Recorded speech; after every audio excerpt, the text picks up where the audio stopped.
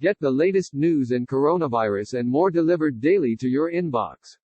Sign up here. Texas Attorney General Ken Paxton on Wednesday sent a letter urging a Dallas judge to free a woman he sent to jail a day earlier after she refused to apologize for keeping her hair salon open in violation of Governor Greg Abbott's order aimed at slowing the spread of the coronavirus.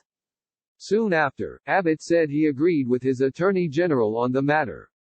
Paxton, whose office said Shelley Luther was unjustly jailed, in a release, told Dallas County State District Judge Eric Maillet that he had abused his discretion and emphasized that the woman was keeping her business open in order to feed her family. Dallas salon owner WHO reopened despite coronavirus restrictions gets 7 days in jail.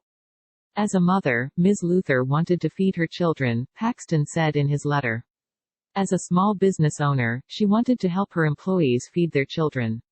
Needless to say, these are laudable goals that warrant the exercise of enforcement discretion.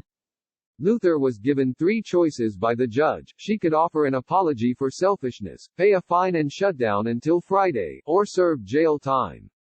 I have to disagree with you, sir, when you say that I'm selfish because feeding my kids is not selfish, she told the judge. I have hairstylists that are going hungry because they would rather feed their kids. So sir, if you think the law is more important than kids getting fed, then please go ahead with your decision. But I am not going to shut the salon. Her sentence was reportedly meant to reflect the 7 days she kept her salon open in violation of the governor's order, but on Wednesday the governor sided with Luther. I join the Attorney General in disagreeing with the excessive action by the Dallas judge, putting Shelley Luther in jail for 7 days, Abbott said. As I have made clear through prior pronouncements, jailing Texans for noncompliance with executive orders should always be the last available option. Compliance with executive orders during this pandemic is important to ensure public safety, however, surely there are less restrictive means to achieving that goal than jailing a Texas mother.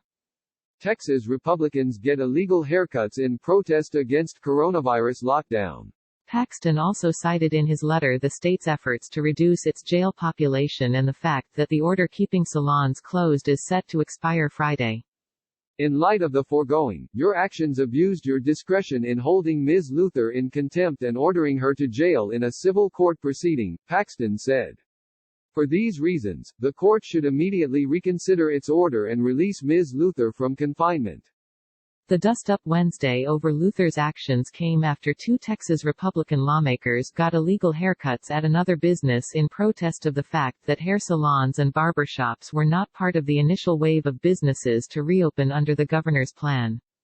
Hairstylists and the cosmetology industry don't have a lot of lobbyists in the Capitol advocating for them, whereas maybe the big box stores and large restaurant chains do, and sadly they were overlooked when this should have been an industry that was opened first, because of how regulated they are and the health standards they have to comply with, State Representative Briscoe Cain said, according to Fox 26 Houston.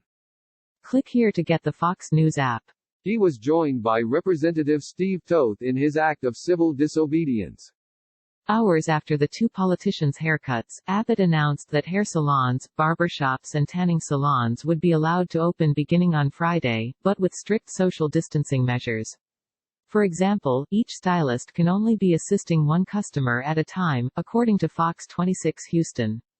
The announcement by Abbott moves up the timeline for those businesses, which were previously supposed to open in mid-May along with businesses like gyms and traditional offices. Fox News' Nick Givas contributed to this report.